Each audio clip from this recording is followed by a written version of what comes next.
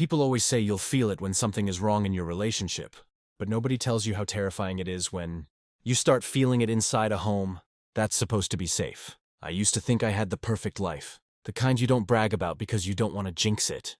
I had a beautiful wife who laughed with her whole face, a girlfriend before that who swore she'd love me forever, and a heart that honestly believed love was simple. You love, you trust, you build. That's it, right? Yeah, I thought so too. Our story didn't start messy. It started like most "this might actually be my forever" stories do. With peace, with comfort, with that weird sense of calm when you find someone whose presence just makes your chest loosen up a little. When I first fell in love, it felt honest. No drama, no chaos, no crazy ex-energy, just late-night talks, cheap dinners, and stupid inside jokes that made life feel softer. I was that guy who believed loyalty was the bare minimum, and love meant choosing the same person every day. And for a while she chose me too. Or at least that's what I believed. Back then, everything looked perfect from the outside. We were the couple everyone thought was relationship goals. The couple people took pictures of because we looked so happy. The couple people pointed at and said, "See? Real love still exists." And I won't lie, I loved that. I loved thinking I'd beaten the statistics, dodged the heartbreak, secured the life people only dream about. But real life doesn't clap for your happy moments. It waits, it sits quietly. And then one day it taps your shoulder and whispers, "Hey, something's not right." It didn't happen with a dramatic fight or some movie-style betrayal moment. It started with silence, the weird kind, the kind where you're sitting right next to the person you love and somehow feel like you're 1,000 miles away. The kind of silence that doesn't sound empty, it sounds full. Full of something you're not supposed to know yet. Little things started feeling off. The conversations got shorter. The laughs didn't reach the eyes anymore. The hugs felt like routine instead of comfort. She started staying busy a lot more. Busy with work, busy with friends, busy with things you wouldn't understand. And yeah, you can call me naive, but I trusted her. I believed people deserve space. I believed in not being controlling. I believed in love. That belief is what hurts the most now. Because when you truly trust someone, you don't go searching for reasons not to. You don't dig. You don't assume. You don't spy. You just let yourself feel safe. And that's exactly how you get blindsided. I remember the first time my gut whispered, "Something's wrong." It wasn't loud. It didn't scream. It just leaned in, quiet and steady, and said, "Pay attention." But you know how it is. When you love someone, you gaslight yourself before you ever question them. You tell yourself you're overthinking. You convince yourself you're being dramatic. You apologize in your own head for even doubting them. You become your own villain just to keep them pure in your mind. That's exactly what I did. I shrugged off the late replies. I laughed off the weird new habits. I told myself, "Relax, she loves you. Don't be that insecure guy." Because I never wanted to be the paranoid boyfriend. Or later, the paranoid husband. I wanted to be the safe one, the stable one, the guy she never had to defend herself against. But trust without honesty isn't trust. It's self-delusion wrapped in hope. I wish someone warned me that the scariest part of betrayal isn't the lie itself. It's how slowly it creeps in, how quietly it rewrites your reality while you're busy believing everything's fine. How one day you wake up next to the person you love and suddenly realize you don't actually know who they are anymore.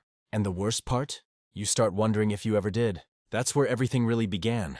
Not with drama, not with chaos, just that slow, quiet shift. That feeling that the person I loved was slowly slipping into someone I didn't recognize. And deep down, I knew something was coming.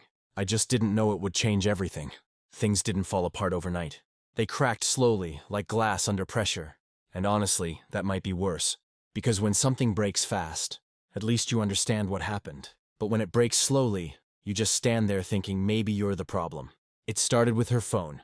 Not in that cliché, she suddenly put a password on it. Wait, no, she already had a password. That was normal. But she started acting different with it. Before, she'd leave it anywhere. On the couch, on the counter, on the bed. Sometimes it would buzz and she'd laugh and show me a meme or something dumb her friend said. But now it was glued to her, like an extra limb, even in the house, even when she showered, even when she slept.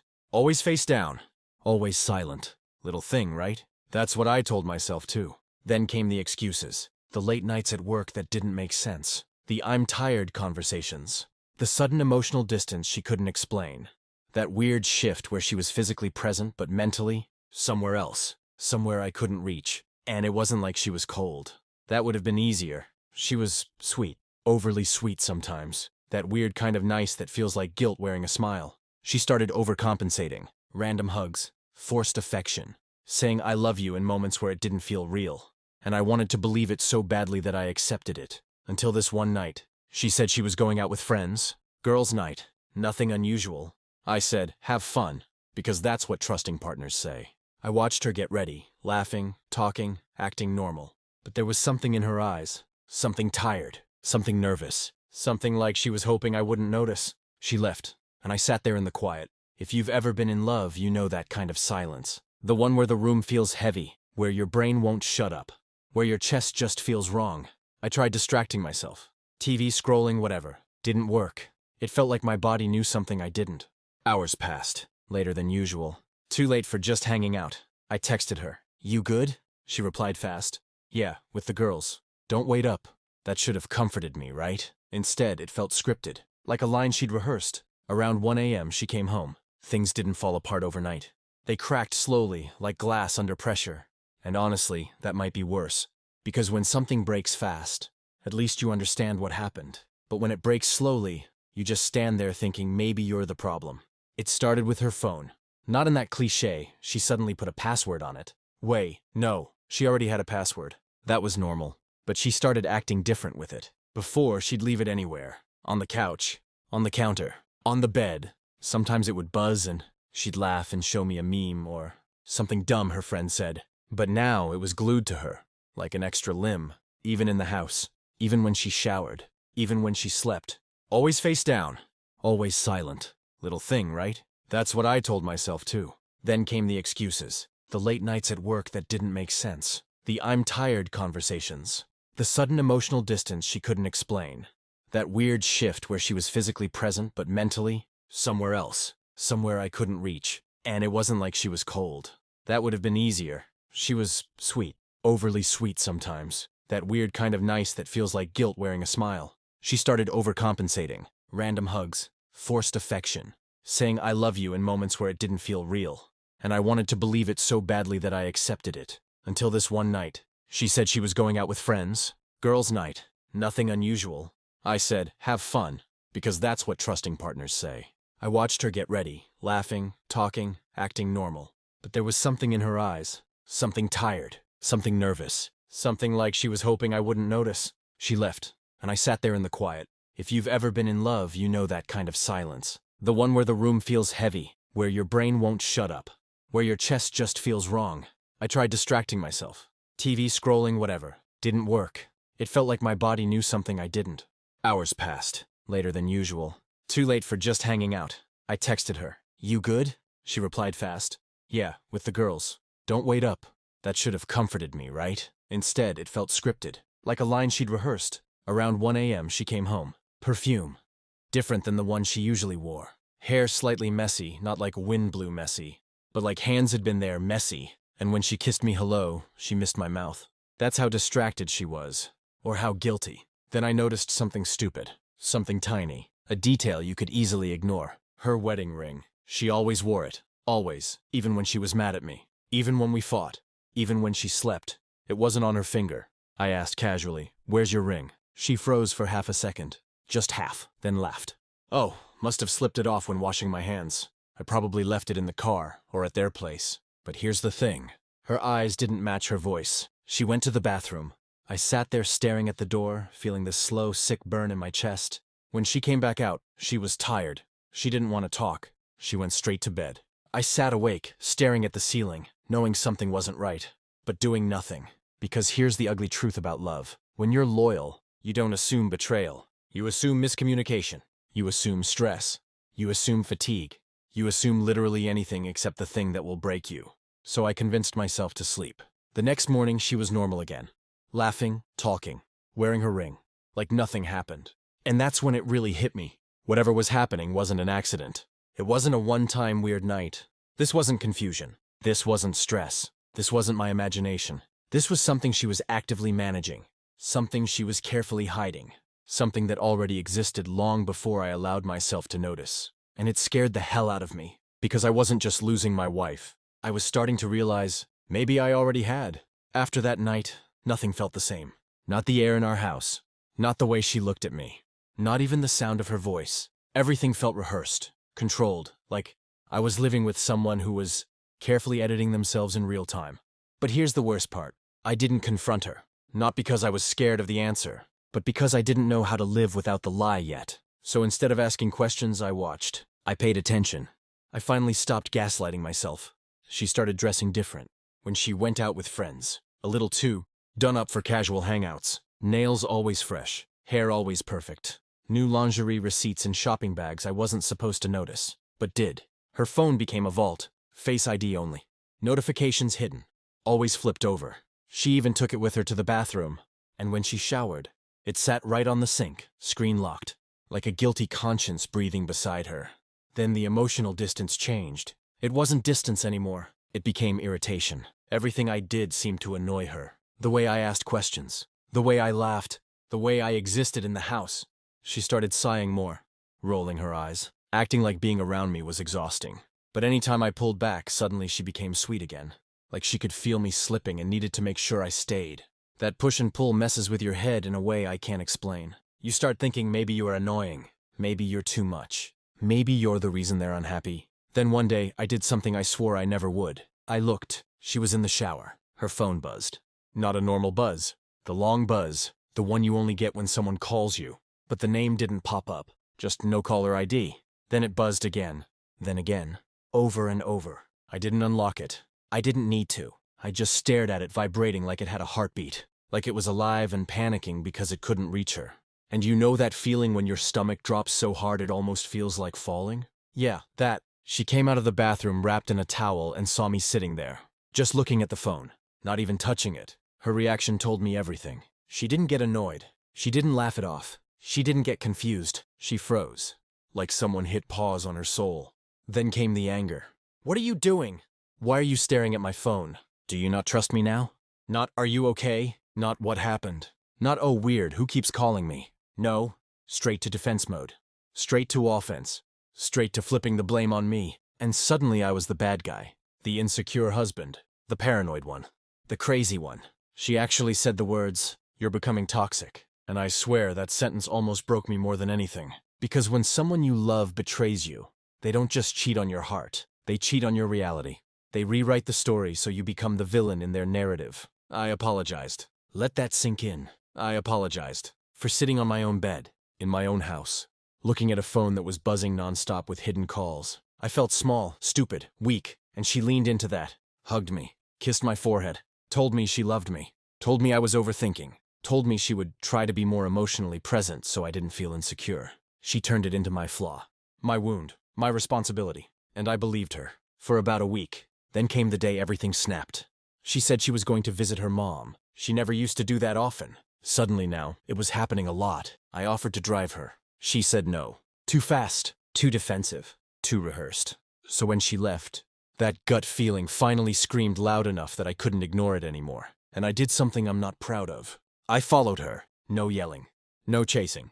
Just quiet. Careful. Praying that I was wrong. She didn't drive toward her mom's house. She didn't even drive toward that part of town. She drove to a quiet neighborhood, parked, and stepped out smiling in a way I hadn't seen in months. Another man opened the door. He hugged her like she belonged there. She hugged him like she'd missed home. They stood there for a second too long. The kind of hug that says everything words won't. And that's when my heart finally stopped pretending. That was the moment it became real. Not suspicion. Not paranoia. Not overthinking. Reality. She wasn't half out of the marriage. She was already gone. I sat in the car staring at them like I was watching a movie I never asked to see. I didn't cry. I didn't scream. I didn't move. I just went numb. Because when you finally see the truth with your own eyes, it doesn't explode. It sinks. Slowly. Painfully. Like a weight tying itself around your chest. That was the day I stopped being her husband emotionally. But she didn't know that yet. And she had no idea that the quiet version of me was about to become the most dangerous thing in her perfectly crafted lie. I didn't confront her that day. I didn't storm the house. I didn't drag her out or make a scene. I just sat there, watching the woman who promised me forever walk into another man's home like it was hers too. I saw her laugh. I saw her relax. I saw her exist in a version of happiness she no longer shared with me. And I realized something brutal. I wasn't competing with a mistake. I was competing with another life. When she finally came home that night, she hugged me. kissed me, told me she loved me, told me she was so glad we were okay. She smelled like a stranger again. I held her, and instead of feeling warmth, I felt cold, like I was hugging someone else's partner who was just visiting for a few hours. That's when the shift happened inside me. I stopped begging love to stay. I started watching to understand how long she planned to keep lying. Days went by, then weeks. She thought she was winning, thought she was smart, thought she was emotionally manipulating me like I was some clueless husband too in love to see the truth. But that's the thing about loyal people. When they finally accept reality, they don't explode. They detach, quietly, completely, peacefully. I started matching her energy, not out of pettiness, just clarity. No more blind trust, no more excuses. I stopped initiating conversations, stopped asking where she was going, stopped checking in, stopped trying to fix something I didn't break. And suddenly, she noticed the phone started staying face up again. She tried to be sweet again. She wanted to talk more. She hugged me first now. She'd stare at me like she was trying to read my mind, like she could feel the part of me she still controlled slipping away. The interesting thing is, once a cheater feels they might lose the comfort of the person they're betraying, panic sets in, not because they love you, but because they're scared to lose the stability you gave them while they chase the excitement someone else gave them. So one night she finally said it. You feel distant lately. Did I do something wrong? And for the first time in months, I looked at her and didn't soften. I didn't smile. I didn't sugarcoat anything. I just said, yeah, you did, but I want to hear you say it. She froze. Her face changed. She knew. You could see it happen. That split second where her brain went into fight mode, where she tried to decide which version of the lie she wanted to continue. She went with the predictable one. What are you talking about? I didn't yell. I didn't cry. I didn't argue. I simply said her exact mom visit date, the time, the neighborhood, and the fact that the house she walked into definitely didn't belong to her mother. Her eyes filled up with fear first, then anger, then shame, and then silence. Real silence. Not the fake kind we'd been living in. The truth had entered the room and there was nowhere for her to run. She tried everything. Denial. It's not what you think. Guilt spinning. I only went because I felt lonely. Victim role. You haven't been emotionally present lately. And finally the classic. I still love you. Please don't throw us away over a mistake. A mistake. That word hit me harder than anything. Because mistakes don't last months. Mistakes don't involve lies layered on lies. Mistakes don't involve building another world behind someone's back. I told her calmly, you didn't cheat because you were unhappy. You cheated because you got used to me always being here. She cried. Hard. But those weren't I'm sorry tears. Those were I got caught tears. There's a difference. And standing there, watching the woman I once considered my safe place trying to bargain for a spot in a life she already abandoned. Something inside me broke, but not the weak part. The hopeful part. The part that kept believing I could love her into being loyal again.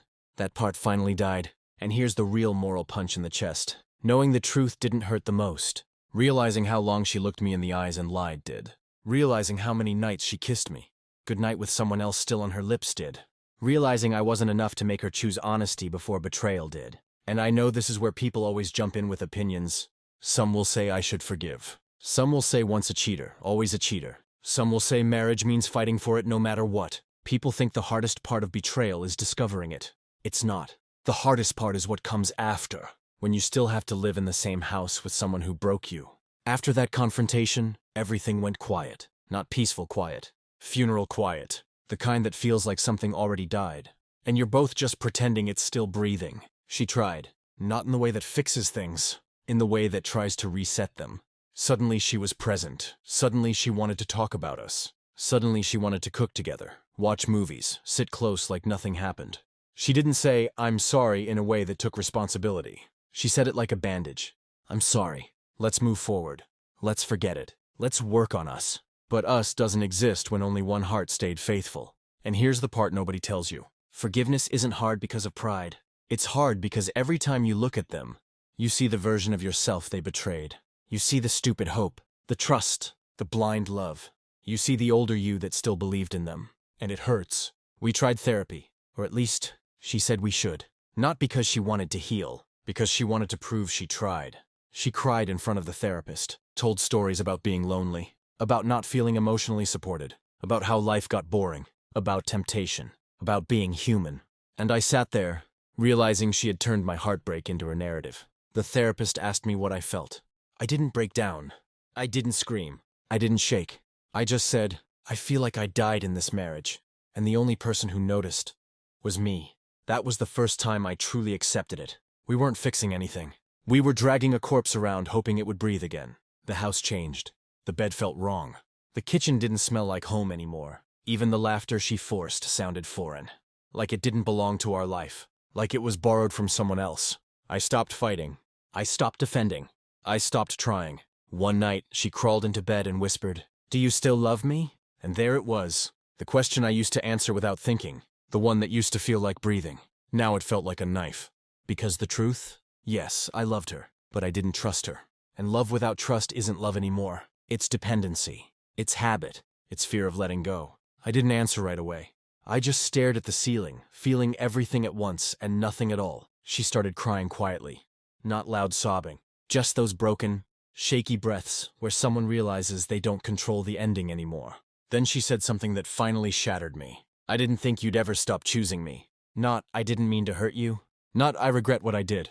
Just, I didn't think you'd ever leave." And that right there was the truth. She didn't cheat because she stopped loving me. She cheated because she thought I was permanent. She thought I was so loyal, so forgiving, so stable, that she could risk everything, and I'd still be there. She gambled my heart like it was guaranteed. The next morning I packed a bag. Not all my stuff. Just enough. Clothes. The essentials. And the last pieces of self-respect I had left. She stood in the doorway, shaking, begging, breaking, asking me to stay, saying she'd change, saying she'd block him, saying she'd prove it, saying she'd earn me back, saying anything she could to slow me down. But the problem wasn't that she couldn't fix it. The problem was, she shouldn't have broken it in the first place. I looked at her one last time and realized something painful but freeing. I wasn't leaving because I stopped loving her. I was leaving because I finally started loving myself. And here's the part that still hurts to admit. Walking out didn't feel like victory. It didn't feel empowering. It didn't feel like a movie moment. It felt like grief. It felt like burying a future we planned. It felt like erasing a life we built. It felt like divorcing. A version of myself who believed love meant staying no matter what. I closed the door behind me. And for the first time in a long time, the silence didn't feel heavy. It felt honest. Starting over sounds romantic when it's a quote on the internet. In real life, it's slow. It's quiet. It's lonely. It's waking up and forgetting for a second, then remembering everything. The first morning after I left, I sat on the edge of the bed, in a cheap apartment with nothing but a suitcase and silence. No footsteps in the hallway. No background noise. No familiar smell of coffee or perfume in the air. Just me. And the reality that my life had split clean in half. People think leaving means you immediately feel free. You don't. You feel empty first. My phone started blowing up. Calls, texts, messages. That went from crying to apologizing to anger to guilt-tripping and back to begging. She wanted closure. She wanted reassurance. She wanted me to tell her she wasn't a bad person. But here's something betrayal teaches you. You don't owe closure to the person who broke you. So I stayed silent. Not to punish her, but because for once, I was finally choosing peace over chaos. Days turned into weeks. The world didn't stop for my heartbreak. Work still needed me. Bills still existed. Life still moved. I learned how to eat alone again. Drive alone. Sleep alone. I learned that quiet doesn't always mean sadness. Sometimes it just means healing hasn't spoken yet. Then grief hit in waves, randomly. A song. A smell. A memory. You don't just lose the person. You lose the future you planned. The kids you imagined. The gray-haired version of both of you laughing in a kitchen somewhere. You lose the comfort of believing you were safe. But eventually, you start breathing again without noticing. You start laughing again without forcing it. You start waking up without pain being the first thing you feel. One day, I was out getting groceries and I saw a couple laughing together. Something about them reminded me of what I thought I had. For a second, it hurt. Then weirdly, it didn't. Because love isn't the enemy. The wrong person is. I didn't become bitter. I didn't start hating relationships. I didn't decide all women cheat or love is fake. I just learned the difference between someone who loves you and someone who loves what you do for them. Months later, she reached out again. Not to beg. Not to cry, just to talk. She told me she was in therapy. Told me she finally understood what she did. Told me she missed me, but more than that. She respected that I left. She said something I'll never forget. I thought losing you would destroy me. Instead, it showed me how much damage I did to someone who never deserved it. I didn't hate her anymore. Hating her meant I was still tethered to the hurt. I just didn't want her back. We didn't get some dramatic reunion. We didn't become best friends. We didn't rekindle anything. We just became two people with a history. standing in the truth for once instead of living inside lies. And honestly, that was enough. Healing didn't come from her apologizing. Healing came from finally accepting that loving someone doesn't mean you have to lose yourself in the process. That loyalty means nothing when it's only coming from one side. That sometimes the bravest thing you can do isn't forgiving the person who hurt you, but forgiving yourself for staying as long as you did. Now, when people talk about cheating, they always frame it as a simple situation. Leave immediately. Forgive and move on.